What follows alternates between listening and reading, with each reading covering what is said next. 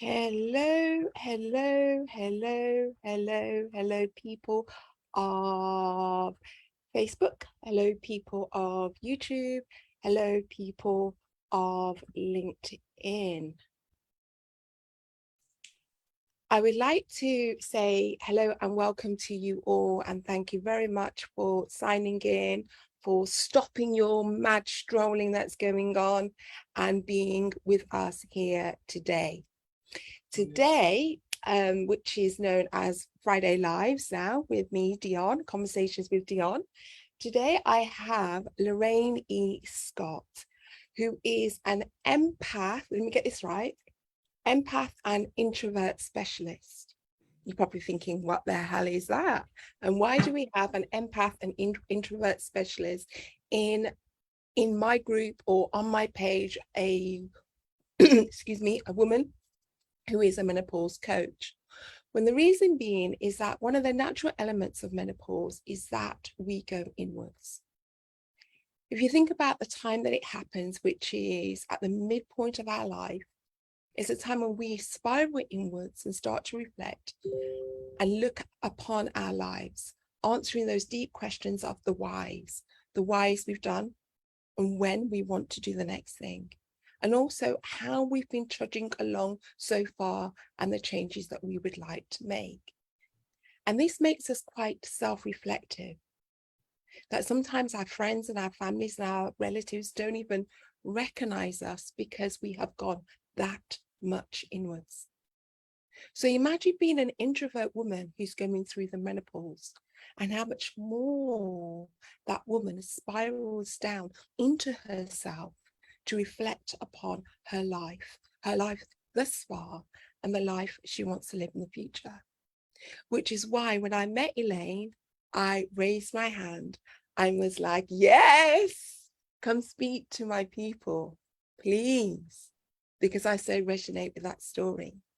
But before I introduce her, well, before she comes on and tells you a little bit more about herself, I would like to introduce her. Lorriane is a Reiki master. She's an intuitive healer, and she's an inspirational mentor who helps introverted entrepreneur coaches and healers to step into their power so that they're able to thrive within their business, if they're an entrepreneur, or within their workplace. She has 20 years of experience in vibrational energy healing work. And she developed this signature program that's called Calm, which she may tell you a little bit more about later on. And what Calm is about and what it stands for is that she helps people, not just women, but men as well, live on their own terms so that they can grow and live a more sustainable and successful future. She uses this process of calm within her online business by helping these introverts and sensitive people feel supported, confident in their place and in their place within the world.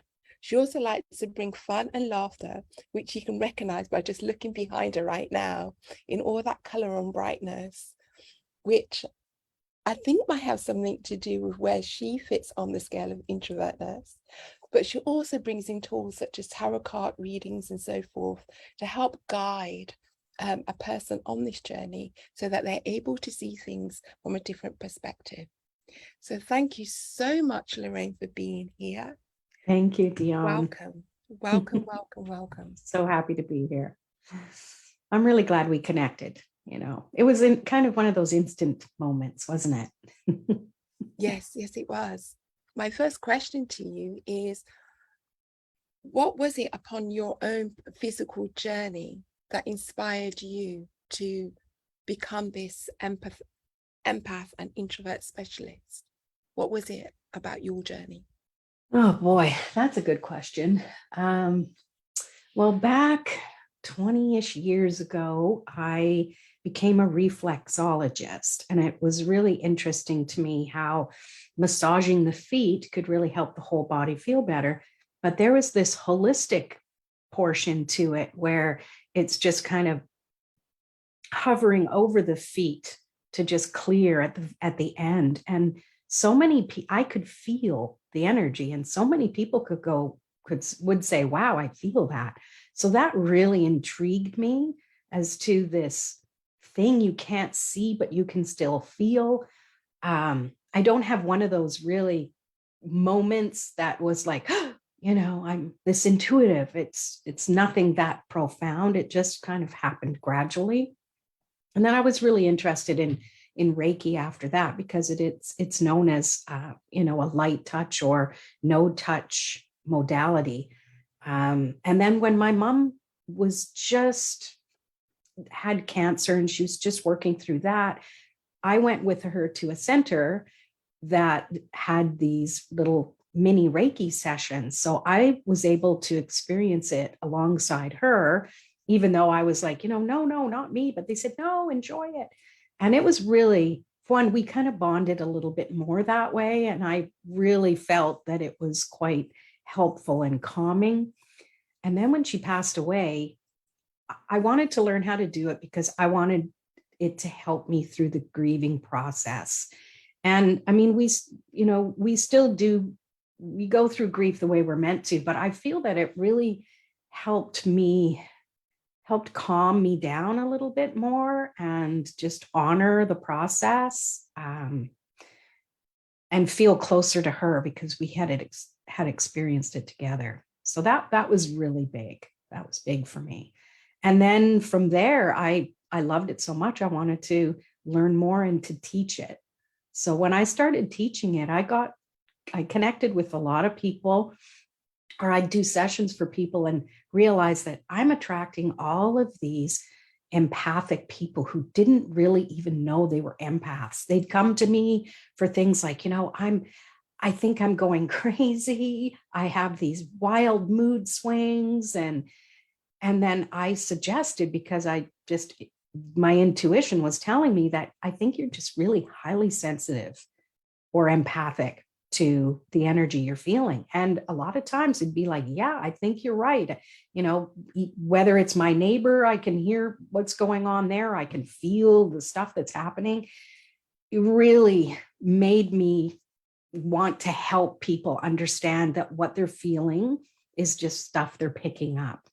And then you get the question of, sure, okay, now I know it's not mine, but how the heck do I deal with it? So teaching them little tricks and steps to do that can help them kind of differentiate between their energy and someone else's.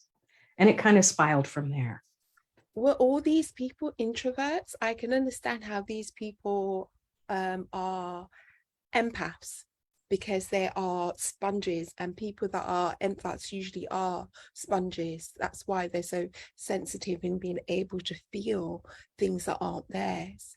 But where did the introvert module or the introvert character or persona, was it just by coincidence that you were treating more people that were introverts rather than extroverts, or was there something else that made you zone into this niche?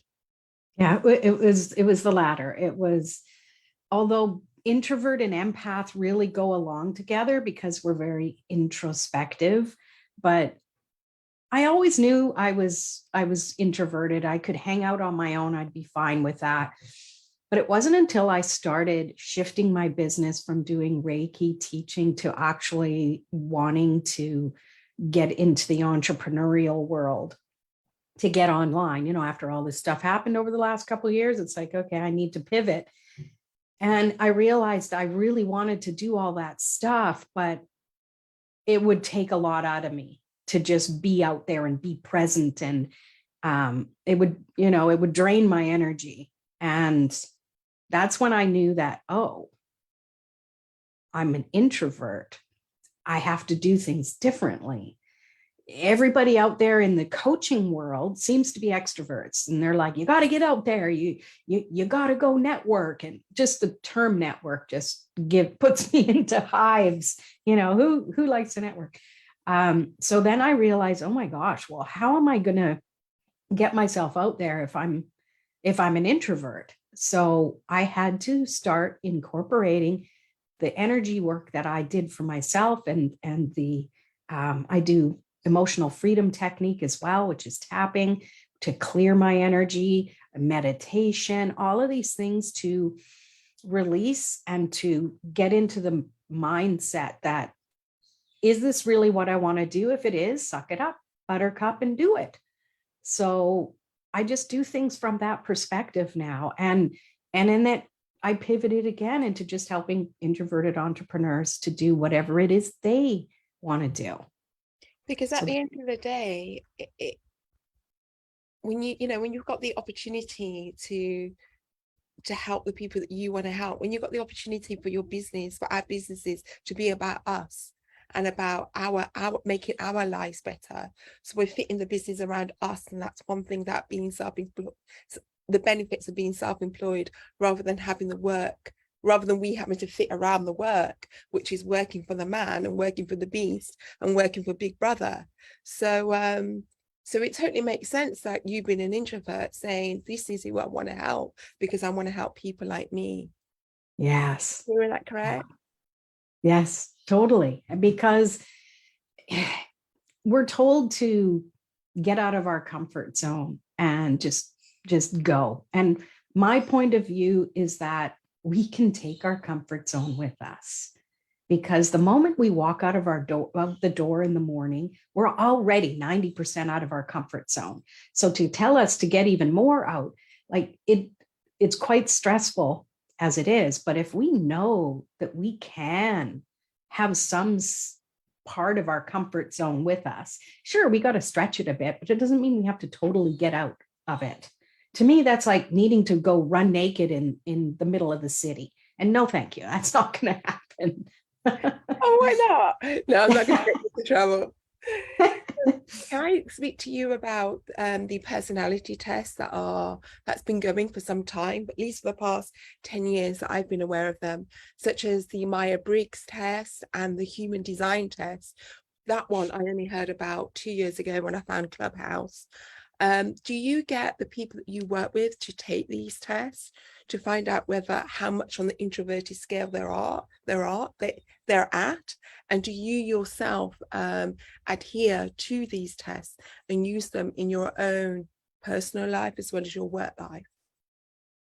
Actually, no, I do not. My other point of view, I guess I'm a rebel introvert, is that introversion isn't necessarily a personality trait. It's how we manage energy. It's how we manage our thoughts. It's how we manage our emotions. It's how we manage our experiences. But I feel that sometimes those tests put us in a box. And it's almost like, because I know I've taken them and I'm part this and part that. And it's like this jumble and it's, then I kind of go down the rabbit hole of, well, which one is me?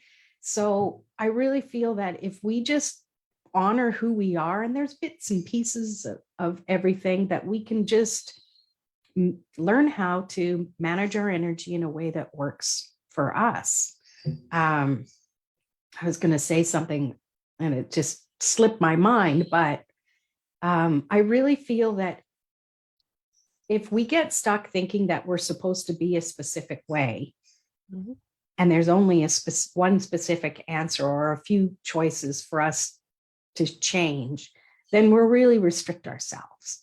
So I find that it's better to just be who we are. We are all unique.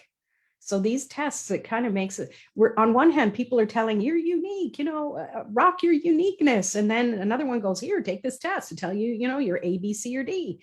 So yeah, probably not the answer you were expecting, but.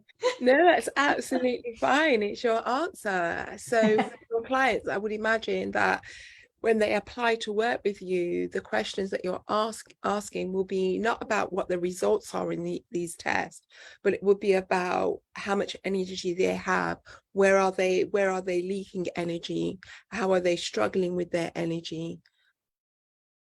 Is that more your way of assessing you work with? Yes. And it's not even really assessing. Like when people work with me, it's usually in a group program. And in the Facebook group that I have, I do often do a 5-day journey with them, Ignite Your Introvert Confidence.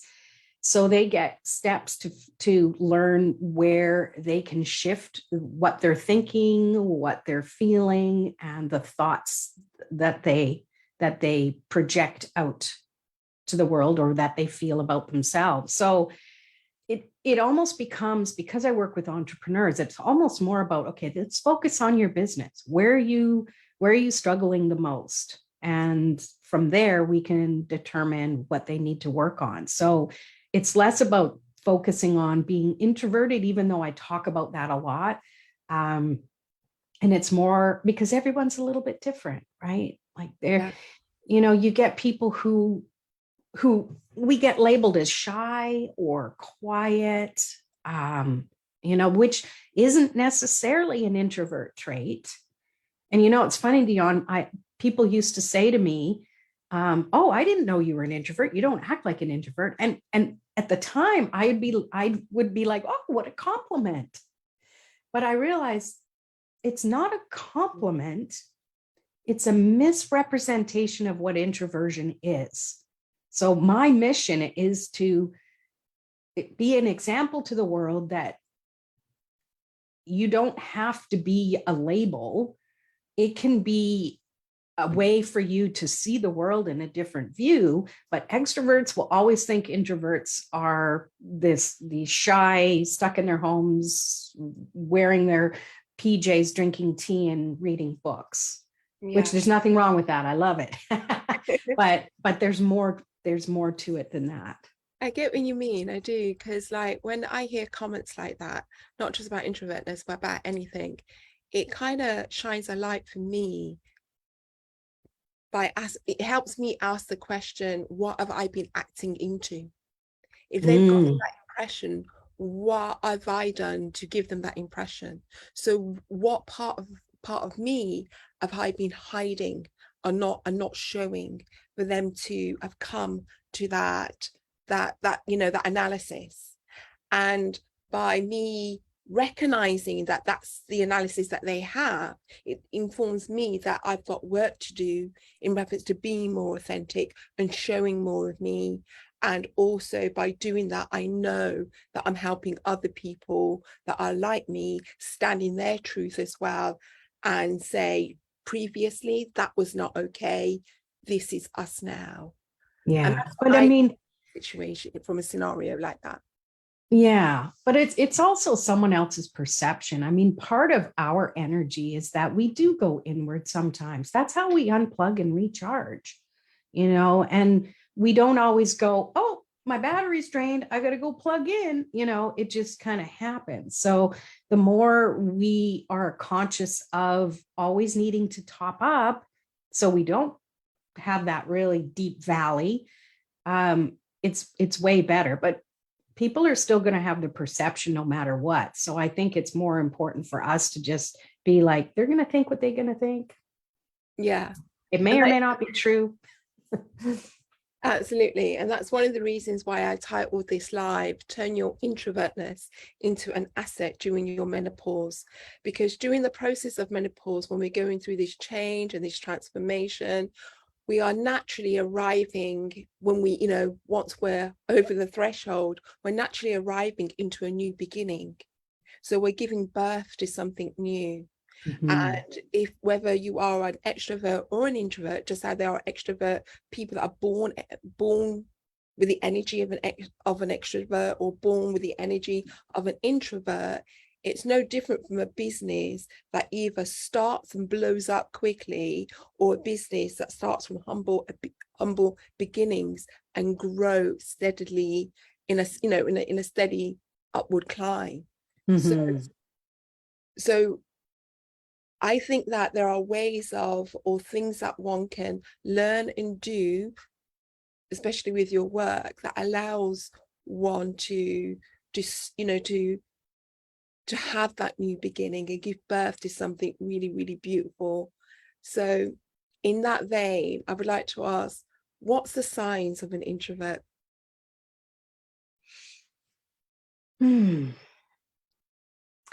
Especially as, in midlife and going through menopause, we find that, who are we? life changes. So there's a lot of introspection. That's introversion is often like that. That's one of the traits. I find being highly sensitive to how the environment um, affects you is a big part of it too. I mean, I can really only speak for myself as far as that's concerned. I mean, is that every introvert? I don't really know, but we tend to think a lot more and deeply and need to we don't put up with anybody's BS as much as we used to. And again, yeah, that's a sign of menopause. Yeah. Yeah. And I think and I could be describing all the people, introverts, extroverts, ambiverts, omniverts, or whatever you want to call it. But I feel that introverts often beat themselves up for needing to take time by themselves. And I think even, especially in menopause, we need that extra time to say, who are we right now? Who are we being right now? I need extra rest. I don't know why. I should do better. All of those inner thoughts that we think. And it's like, just chill. Just allow yourself to feel what you're feeling. For one, you're going through something that's way different. Like for me, in the last few years, my life turned totally inside out. My marriage ended. My daughter and I moved in a place together, and she's old enough to be on her own. She found a boyfriend. She's living there. I'm all of a sudden by myself. And it's like, what happened? I didn't spend all of that time raising a family to just all of a sudden be on my own. I mean, empty nest is one thing, but single empty nest, it was kind of frustrating. And yet, thankfully, with the tools and the people you have around you who kind of understand what you're going through. That's why I love that you have this group and this connection, because we need that more than ever. And sometimes it's easier to be in a digital space like this instead of in person, because we have that ability and choice to just shut things down and just wallow in our energy for a little while, because we have to honor it. That's the big thing. Yeah.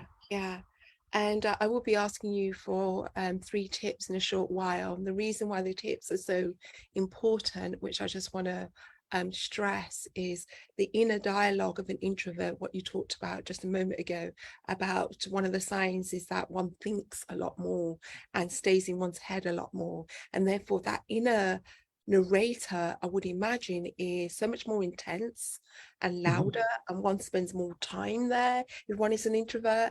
And if one naturally goes through this as a menopausal woman, regardless of whether you're an omnivert, introvert, or extrovert, and then you are naturally an introvert, it feels to me like a double dose, which is why I wanted to bring you on today, to help women who are experiencing it as a double dose.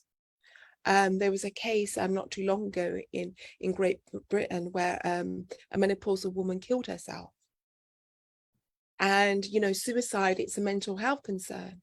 So we don't know whether she was an introvert or an extrovert, but the inner dialogue being so much more louder when one is going through the menopause is something that menopause mental health we need to shine the light on it far more.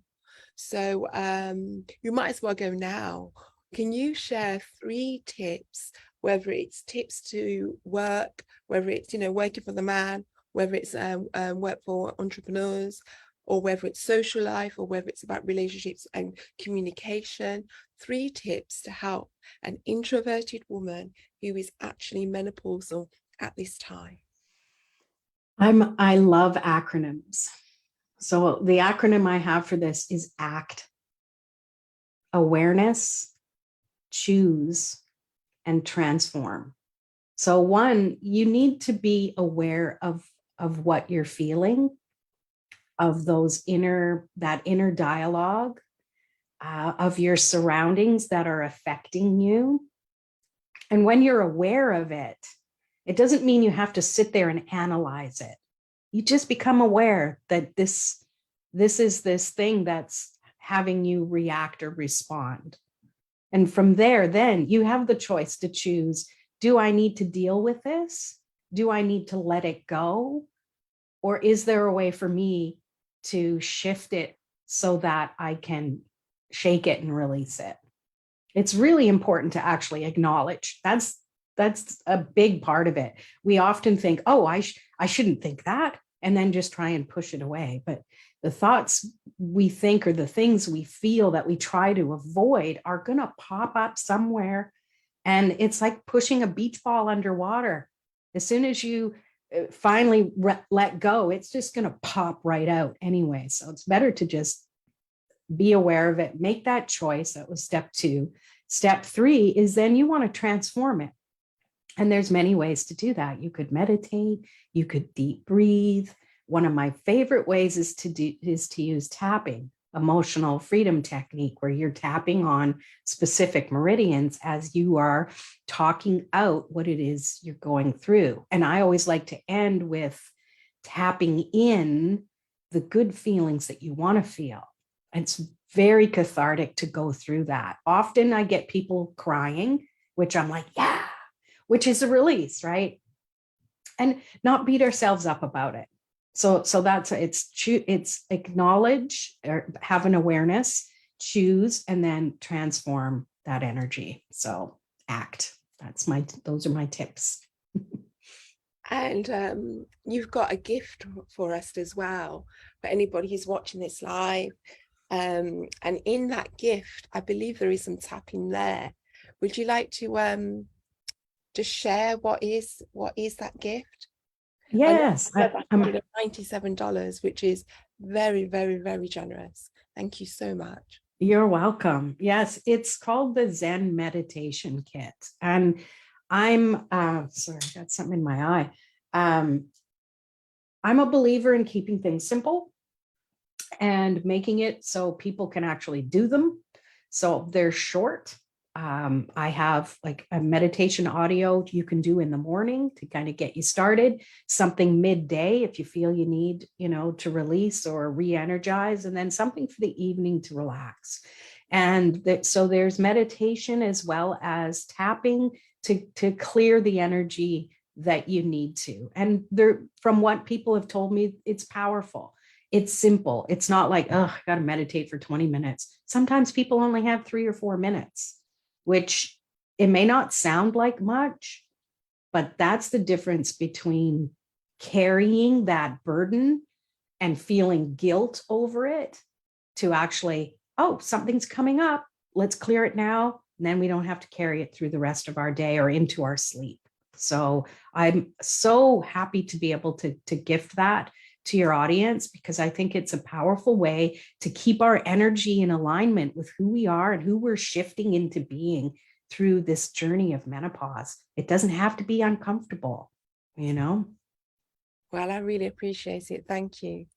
So if there's one question that I haven't asked you, but you wish I had asked you it, what would it be? Oh my gosh. You ask good questions.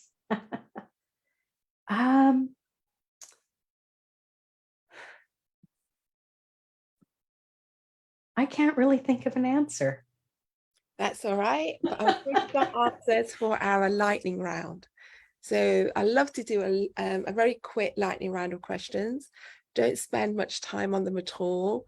Imagine I have a what you call it, a metronome. Like, yeah, ticking away. Oh, great. Now you got this introvert nervous. Well, I own one. I haven't got it. I haven't brought it out. So, so you imagine it, but don't hear it. You're not hearing it. So I'm just going to shoot these questions at you. Okay, they're really simple, and what it is, it's just bringing people into you so that they get to know you a little bit better by these. So 1, 2, 3, tea or coffee? Which one's the poison of your choice? Coffee. Favorite animal? Dog. A book that changed your life? Oh, Atomic Habits. Best country to experience? Canada. That's where I am from. Favorite movie? Forrest Gump. The last song you played on repeat? I listen to smooth jazz. I actually like Telegraph Road by Dire Straits. It's a nice long one. What would you have done differently in 2020 at the start of the pandemic?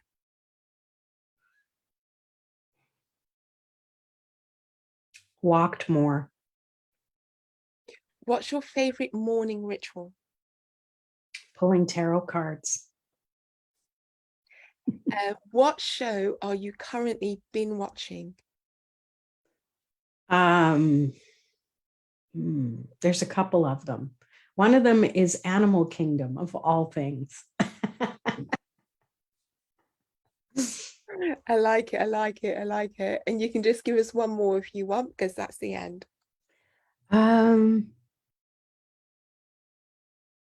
Well, I'm binging Shark Week shows. I'm a big fan of sharks, and so that's another one I'm binging. And I said that was the last question, but you've got such a beautiful background, and everywhere you go, people comment about it. So instead of yeah, you would like to share why that is, and instead of you using a green screen or all the other fancy equipment that people use nowadays that are working from home, why do you have the colors that you have? Why do you have this brilliant, intricate etching of an elephant, which I didn't know what it was until I saw you the second or third time online? A bit more about that before we go. Well, I used to just have my plain blue painted wall behind me with nothing there. And then when I realized, you know what, I need to step up and stand out even as an introvert. So it's a tapestry that I got from a crystal shop I used to work at. So it has a big elephant on it. And I love the colors of it because people always see introverts as kind of wallflowers into the wall. And I just want to be an advocate for us. We have a personality and we can show it if we want to, and we can choose to not show it if we don't want to. So color is just part of my personality. Awesome. Yeah. And where can people find you who are looking to work with you? Well, online, I'm on at Facebook. Empaths and Introverts is my name of my Facebook page.